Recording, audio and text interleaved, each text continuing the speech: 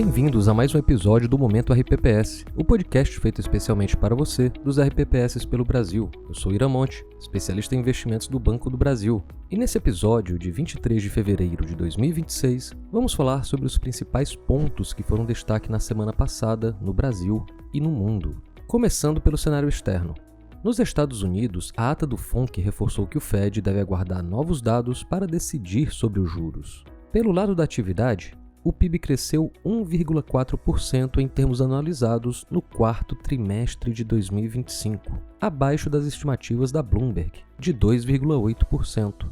O resultado representa uma desaceleração em relação ao terceiro trimestre do ano passado, quando a economia havia avançado 4,4%. Já na inflação, o índice PCI de dezembro aumentou 0,4% na comparação mensal e 2,9% na comparação anual, ficando acima das expectativas de mercado, que apontavam 0,3% e 2,8% respectivamente. No âmbito tarifário, a Suprema Corte decidiu, por 6 votos a 3, que as tarifas globais recíprocas impostas pelos Estados Unidos deixam de ter validade.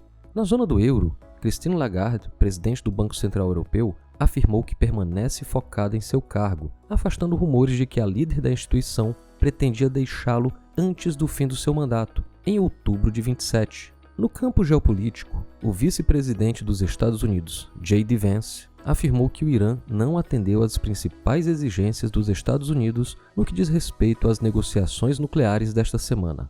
Disse ainda que o presidente Donald Trump mantém o direito de usar a força militar caso os esforços diplomáticos não impeçam o avanço do programa nuclear iraniano. Por sua vez, Trump fez declarações contraditórias sobre a possibilidade de usar a força militar contra o Irã. E para os próximos dias, o que temos na agenda? A semana terá a agenda esvaziada de indicadores relevantes. Assim, os agentes devem continuar repercutindo o dado do PCI acima das estimativas, divulgado na última sexta, dia 20. Na zona do euro, será divulgada a inflação CPI referente ao mês de janeiro. E no campo corporativo, as atenções do mercado se voltam para a divulgação do balanço da Nvidia na quarta, dia 25. E no Brasil, como foi a semana?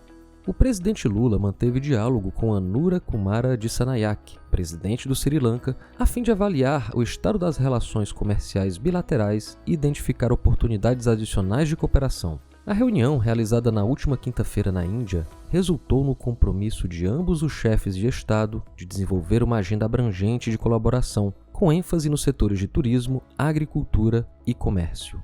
Adicionalmente, o presidente da República recebeu convite do presidente da França, Emmanuel Macron, para participar da cúpula do G7, programada para os dias 15 e 16 de junho. O presidente da Agência Brasileira de Promoção de Exportações e Investimentos, Apex Brasil, Jorge Viana, relatou que o número de empresários inscritos para o Fórum Empresarial Brasil-Índia se aproxima de 900, o que demonstra grande interesse e o potencial de expansão das relações comerciais entre os dois países. Segundo o noticiário, o Ministério Público, junto ao Tribunal de Contas da União, encaminhou ao Ministério da Fazenda solicitação para revisão dos critérios atualmente empregados na gestão e operacionalização do Fundo Garantidor de Créditos, o FGC. Por fim, pelo lado dos indicadores, o IBCBR para o mês de dezembro apontou contração de 0,18% na variação mensal, recuo menos intenso do que as projeções da Bloomberg, de menos 0,4%. Na comparação interanual, o indicador avançou 3,05%, superando as expectativas de mercado. E qual a agenda para essa semana no Brasil? Na agenda de indicadores, a divulgação do IPCA 15 de fevereiro deve confirmar um quadro de inflação corrente comportada, apesar da pressão sazonal do Grupo Educação. O CAGED deve registrar a criação líquida de empregos formais em janeiro, revertendo a destruição de vagas observada em dezembro.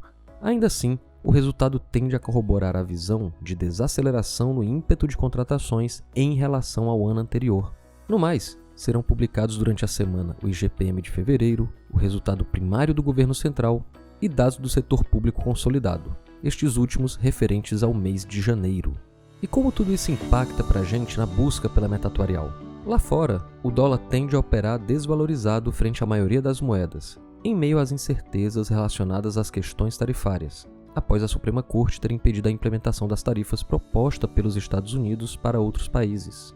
Já as bolsas americanas devem apresentar valorização, impulsionadas pela perspectiva de resultados da Nvidia, que pode aliviar, ao menos temporariamente, as preocupações com o ritmo elevado de investimentos das empresas em inteligência artificial.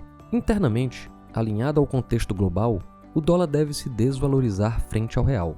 A curva de juros tende a apresentar retirada de prêmios, refletindo os dados econômicos. O Ibovespa, por sua vez, deve se valorizar, beneficiado pelo desempenho das bolsas globais e pela perspectiva iminente de cortes de juros no Brasil. Diante da perspectiva de cortes de juros na reunião do Copom em março, seguimos vendo atratividade no alongamento da carteira de renda fixa. Neste sentido, os fundos BB Previdenciário Renda Fixa, IRFM, IRFM1+, e IMAB seguem como alternativas para compor o portfólio dos institutos. E dado o nível das taxas negociadas nos títulos públicos federais atrelados à inflação, os fundos de vértice seguem como ótima opção de alocação. Importante ressaltar que todos estes fundos se enquadram no artigo 7º1 pela nova Resolução 5272, ou seja, são 100% títulos públicos federais e podem ser investidos por todos os RPPS. E aí, ficou interessado nas alternativas que falamos? Então não deixe de agendar uma reunião com a nossa assessoria e assim ter uma análise personalizada para ajudá-los na gestão dos seus recursos. Foi um prazer ter a sua audiência nesse episódio do Momento RPPS. E se tiver sugestões de temas para conversarmos aqui, manda pra gente. Fale com seu gerente de governo ou seu especialista em investimentos do BB. Então é isso, gente. Até semana que vem, descomplicando o mundo RPPS. Até mais!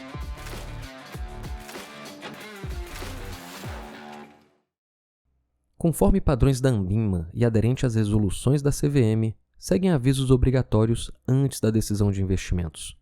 Leia o prospecto e regulamento dos fundos antes de investir. Rentabilidade passada não representa garantia de rentabilidade futura. Fundos de investimento não contam com cobertura do FGC, Fundo Garantidor de Crédito, do gestor ou administrador. Para avaliação da performance de um fundo de investimento, é recomendável a análise de no mínimo 12 meses.